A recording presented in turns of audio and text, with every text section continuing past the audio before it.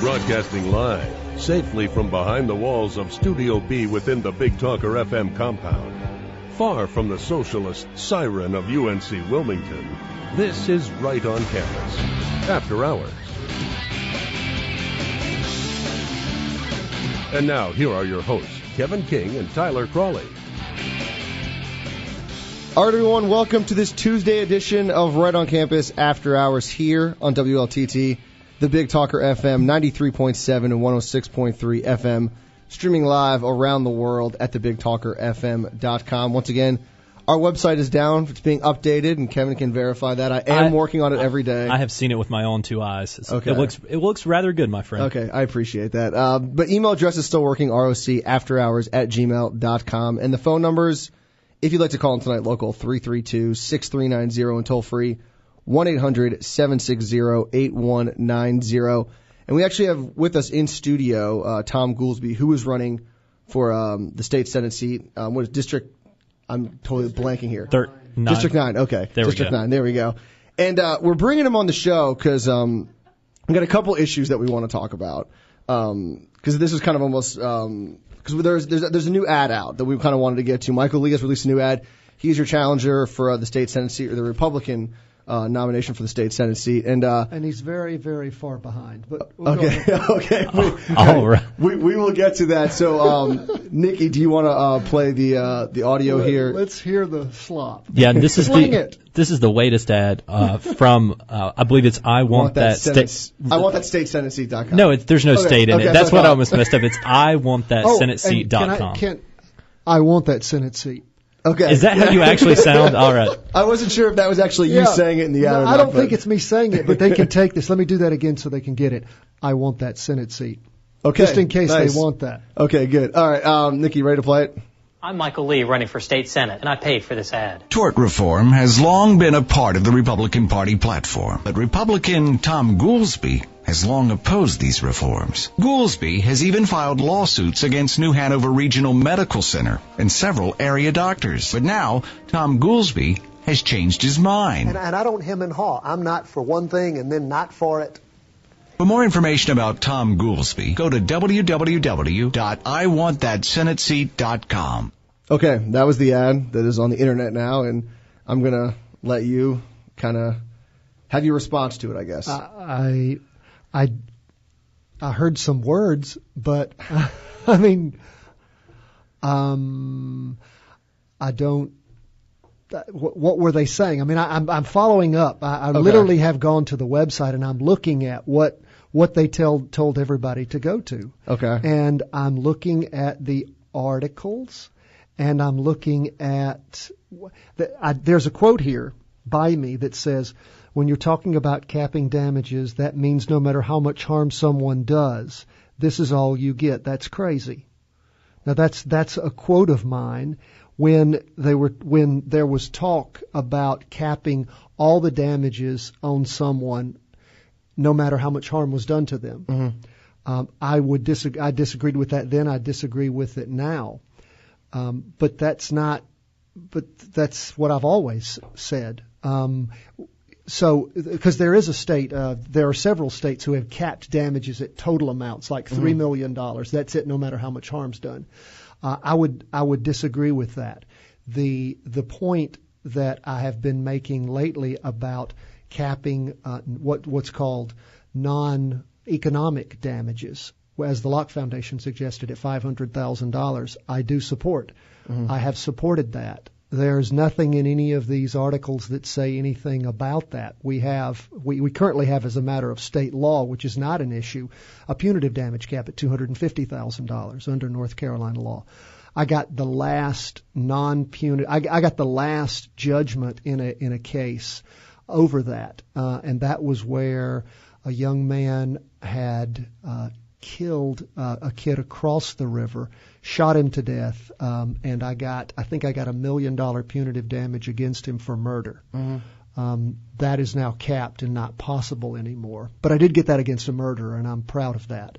I think I got the last one in the state. So if anybody has trouble with punitive damages against murderers, hold me responsible for that, because I did do that. I'm proud of that.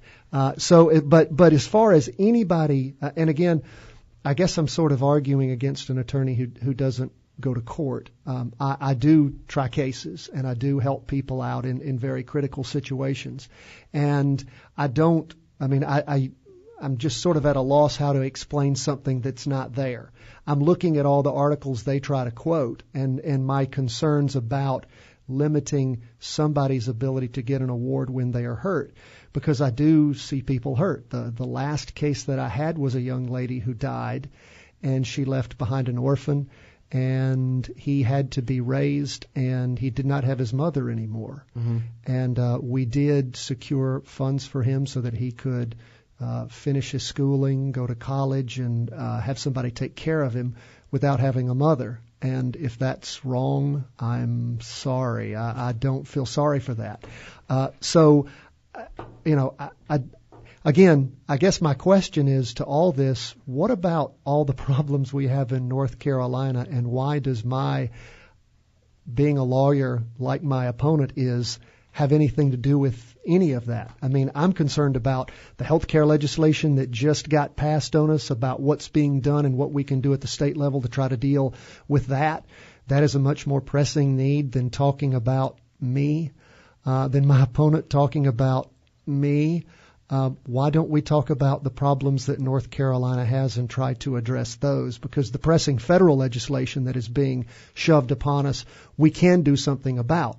We've got 29 states right now that have put up proposals, constitutional amendments to deal with trying to stop the federal socialization of health care. We've got 13 states that are attempting to put forward legislation to amend their state, any number of things in their laws to try to stop this from coming down. Virginia has already passed it. It's been signed into law by their governor. It basically preserves the freedom of all residents in the state to provide for their own health care, and they can't be coerced, directed, or otherwise forced into taking a government plan.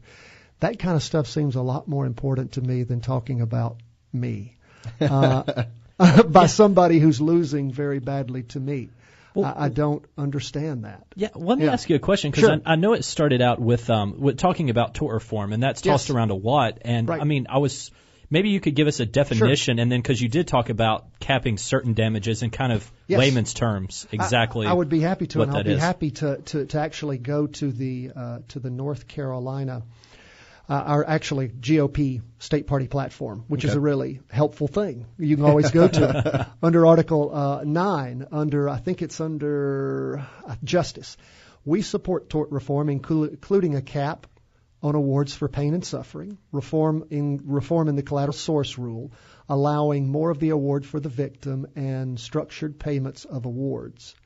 I agree with those things. None of those are a total cap on damages, which is exactly what the article they quote me saying says.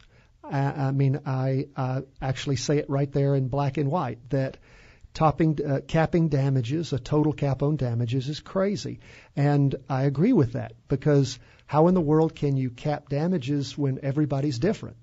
That's that's just not right. And that's what I say.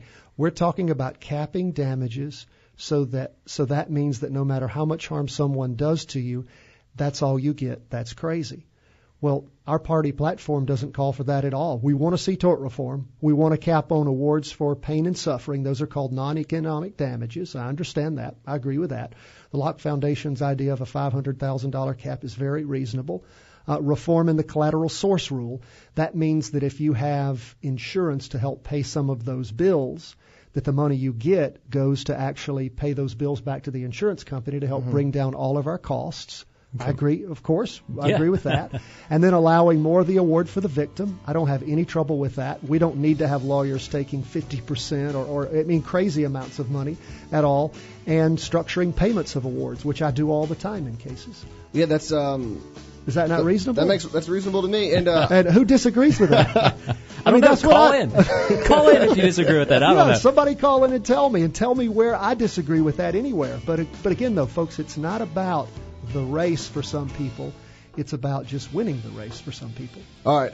We have Thom Goolsby in studio, and I hope you can stay for another 15 minutes, because I really want to talk about this health care bill and how we can deal with it in the state. So you're listening to After Hours here on the Big Talker FM. We'll be right back after this.